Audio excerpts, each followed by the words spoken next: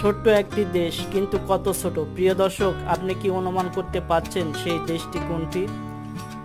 যে দেশটির ভূমি চুক্তিতে থাকে না, বাস্তবে থাকে। এবার সেই দেশ সম্পর্কে আমরা জানবো। আশা করছি ভিডিওটি ভালো লাগবে, আর ভিডিওটি প্রথম থেকে শেষ পর্যন্ত দেখার বিশেষ অনুরোধ রইল। আর প্রিয় দর্শক, আমার চ্যানেলে যারা নতুন তারা দয়া করে চ্যানেলটি সাবস্ক্রাইব করুন, আর ভিডিওটি ভালো লাগলে বেশি বেশি লাইক দিন ও বন্ধুদের মাঝে শেয়ার করুন। ইসরায়েল পৃথিবীর একমাত্র ইহুদি রাষ্ট্র। ইসরায়েল নিয়ে একটি কথা প্রচলিত যে এই দেশ সম্পর্কে তারা যতটুকু জানায় বিশ্ববাসী ঠিক ততটুকুই জানে। ইসরায়েল হলো এমন একটি দেশ যেখানে শুধু ইহুদিরাই বসবাস করে, আর ইহুদি হলেই কেবলমাত্র সে দেশের নাগরিক হওয়া সম্ভব। এই জন্য ইসরায়েলকে প্রমিস ল্যান্ডও বলা হয়। পুরো বিশ্বে 1,70,00,000 ইহুদি বাস করলেও তার মধ্যে শুধু ইসরায়েলেই বসবাস করে 90 লাখ ইহুদি। মধ্যপ্রাচ্যের ক্যান্সারও বলা হয় এই দেশটিকে, কিন্তু কেন তা জানার জন্য আমাদের আজকের এই আয়োজন। প্রিয় দর্শক, এবার আমরা জেনে নেব ইহুদি কারা। ইহুদি মূলত একটি জাতি বা ধর্মীয় জনগোষ্ঠী যারা বনি ইসরায়েল জাতির অন্তর্গত। জাতিগতভাবে ইহুদি ধর্মের অনুসারী। ইব্রাহিমের পুত্র ইসহাক আর পুত্র ইয়াকুব উর্ফে ইসরাইল এর বংশধরগণ বনি ইসরায়েলের নামে পরিচিত। ইয়াকুবের 12 পুত্রের নামে বনি ইসরায়েলের 12টি গোষ্ঠীর জন্ম হয়, যার মধ্যে ইয়াহুদার ছেলে মেয়েরা ইহুদি নামে পরিচিত। ইহুদিদের সম্পর্কে মহান আল্লাহ তাআলা পবিত্র কালামে পাকে বলেন, হে বনি ইসরায়েলগণ, তোমরা স্মরণ করো আমার অনুগ্রহের কথা যা আমি তোমাদের ওপর করেছি, এবং স্মরণ করো সেই বিষয়টি যে আমি তোমাদের উচ্চ মর্যাদা দান করেছি সমগ্র বিশ্ববাসীর উপর। সূরা বাকারা আয়াত নম্বর 47। ইসরায়েলের অবস্থান। ছোট দেশ, কিন্তু কত ছোট। ইসরায়েলের আয়তন বাই কত? ইসরায়েলের ভূমি চুক্তিতে থাকে না, বাস্তবে থাকে। 1949 সালে ইসরায়েল, লেবানন, জর্ডান ও সিরিয়ার মধ্যে যে চুক্তি হয়েছিল, সে চুক্তি অনুযায়ী দেশটির আয়তন হওয়ার কথা ছিল 20,770 বর্গ কিলোমিটার, কিন্তু ইসরায়েলের আয়তন এখন 27,799 বর্গ কিলোমিটার। দেশটি ভূমধ্যসাগরের পূর্ব উপকূলে অবস্থিত। এর রাজধানী জেরুজালেম। এর দক্ষিণে রয়েছে বিশাল মরুভূমি, লোহিত সাগর, আর উত্তরে রয়েছে বরফ আবৃত পর্বতমালা। প্রিয় দর্শক, এবার ইসরায়েল রাষ্ট্রের জন্ম সম্পর্কে আমরা জানব। বেলফোর ঘোষণার মধ্যে দিয়ে ইসরায়েল রাষ্ট্রের জন্ম হয়। ব্রিটিশ সেক্রেটারি মিস্টার বেলফোর 1917 সালে ইসরায়েল রাষ্ট্র প্রতিষ্ঠার জন্য যে ঘোষণা দেন, সেটাই বেলফোর ঘোষণা হিসাবে পরিচিত। এর মাধ্যমে ব্রিটিশ শাসিত ফিলিস্তিন ভূখণ্ডকে 2 ভাগে ভাগ করে 1 ভাগ ফিলিস্তিন ও 1 ভাগ ইসরায়েল করার সিদ্ধান্ত নেওয়া হয়। তার জন্য জাতিসংঘে গণভোটও গ্রহণ করা হয় 1947 সালে। তবে সেই গণভোটে মার্কিন যুক্তরাষ্ট্র, ব্রিটেন এবং পশ্চিমা দেশগুলোর প্রভাবে ভোটের রায় চলে যায় ইসরায়েলের পক্ষে। ইসরায়েলের রাষ্ট্রভাষা কয়টি? আপনি জানেন কি ইসরায়েলের রাষ্ট্রভাষা কয়টি? হ্যাঁ, মূলত 2টি, আধুনিক হিব্রু ভাষা ও আরবি ভাষা। হিব্রু ভাষার কথা তো সবাই শুনেছেন, কিন্তু আধুনিক হিব্রু বলতে ঠিক কি বোঝানো হচ্ছে তা হয়তো অনেকেই বুঝতে পারবেন না। এই ভাষাটি গত 19 শতকের শেষ ভাগ পর্যন্ত বিকশিত হয়েছে। আরেকটি গুরুত্বপূর্ণ বিষয় হলো, আধুনিক হিব্রুর শেকড় প্রাচীন হিব্রু হলেও এখন এ ভাষায় ইংরেজি, স্লাভিশ, আরবি ও জার্মান সহ অনেকগুলো বিদেশি ভাষার প্রভাব রয়েছে। প্রিয় দর্শক, ইসরায়েলের সঙ্গে অন্য দেশের সম্পর্ক কেমন? বিশ্বে বর্তমানে 161টি রাষ্ট্র ইসরায়েলকে স্বাধীন রাষ্ট্র হিসেবে স্বীকৃতি দিলেও মুসলিম রাষ্ট্র এখনও ইসরায়েলকে স্বীকৃতি দেয়নি। আর আরব দেশ হয়েও ইসরায়েলকে স্বীকৃতি দানকারী প্রথম মধ্যপ্রাচ্য দেশ মিশর। এই জন্যে আরব লীগ থেকে মিশরকে বহিষ্কার করা হয়েছিল। বর্তমানে ইসরায়েলের সঙ্গে একমাত্র বন্ধুত্বপূর্ণ মুসলিম দেশ হলো সৌদি আরব। সৌদি যুবরাজকে প্রায় সময়ই ইসরায়েলের পক্ষে গণমাধ্যমে মন্তব্য দিতে দেখা যায়। অন্যদিকে নিউজিল্যান্ড খ্রিস্টান প্রধান দেশ হয়েও ফিলিস্তিনকে সমর্থন দিয়েছে। তাদের মানচিত্রে ইসরায়েলের স্থানে জায়গা দিয়েছে ফিলিস্তিনকে। প্রিয় দর্শক, আরেকটি কথা আপনি শুনলে অবাক হয়ে যাবেন, ইসরায়েলের নারীরা যেভাবে সৌন্দর্যকে কাজে লাগান। ইসরায়েলের নারীরা বিশ্বের সবচেয়ে সুন্দরী বলে খ্যাত। তারা স্বভাবে অন্যান্য দেশের নারীর তুলনায় বেশ উগ্র। টাকার জন্য তারা সব করতে পারে, এমনকি পতিতাবৃত্তিও। মিশেল রোজেন নামক ইসরায়েলের এক নারী সাংসদ এই তথ্য প্রকাশ করেন।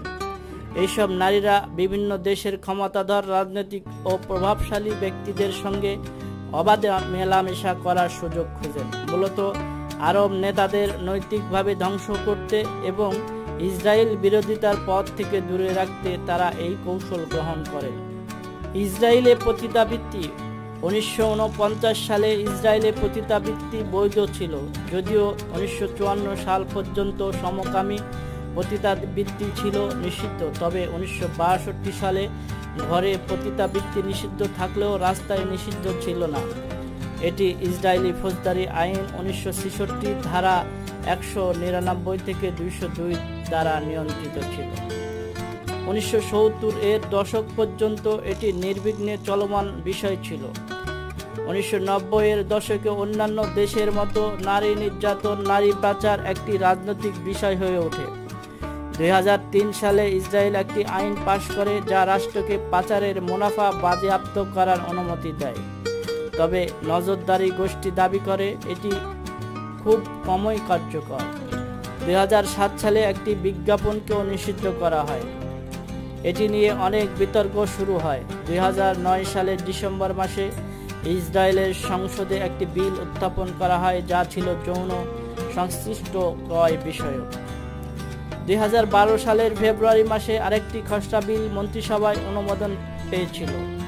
দ্বন্দ্ববিধি থাকা সত্ত্বেও পতিতাবৃত্তি ব্যাপক বৈধতা লাভ করে এবং সামাজিক নিয়মকানুন পতিতাবৃত্তি এবং পাচারের মধ্যে পার্থক্য সৃষ্টি করে।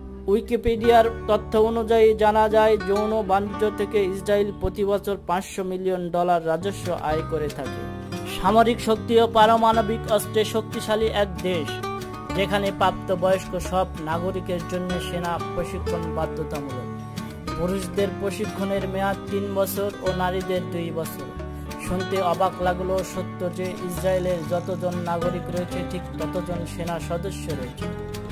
বিশ্বের সবচেয়ে উগ্র, ভয়ঙ্কর ও শক্তিশালী গোয়েন্দা সংস্থা বলা হয় মোসাদকে, যারা ইসরায়েলের হয়ে কাজ করে।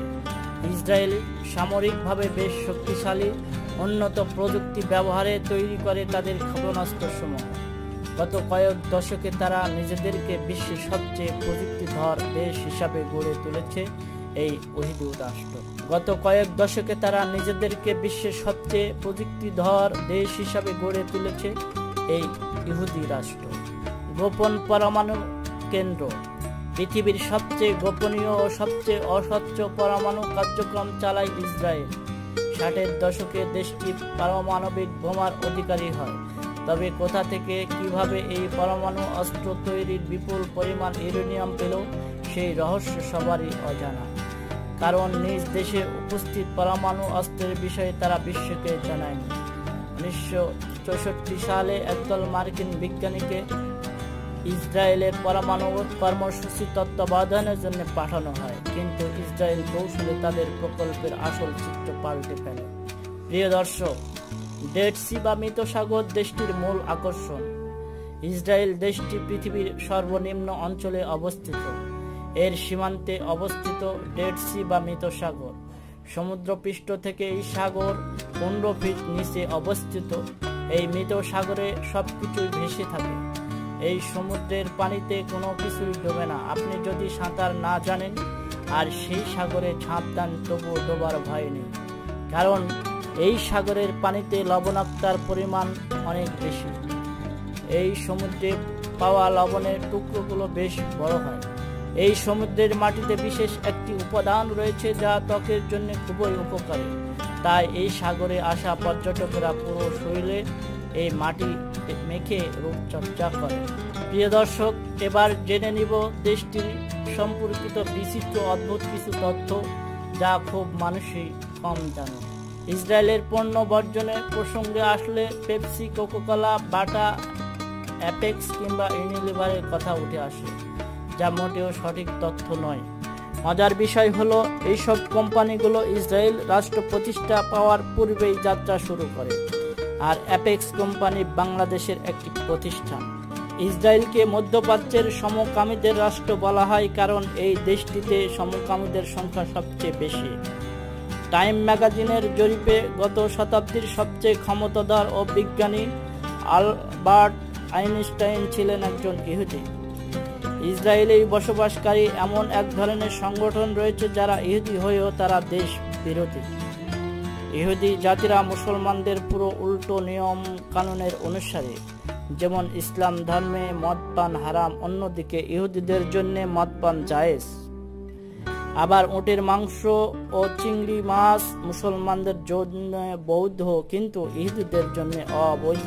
মৌলবাদী ইহুদি পুরুষেরা চায় যেন তাদের স্ত্রী বছর পর বছর সন্তান জন্ম দিতে পারে, অন্তত স্ত্রী গর্ভে যত বেশি সন্তান নেওয়া যায় নিতে থাকেন।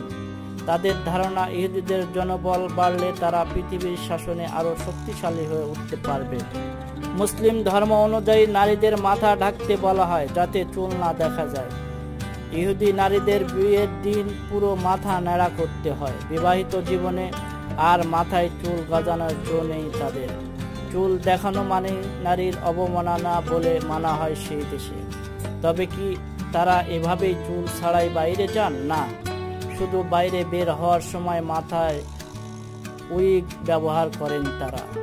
আইফোনের মতো যত নতুন মডেল বাজারে বের হয় তার আগে পরীক্ষা নিরীক্ষা করা হয় ইসরায়েলে।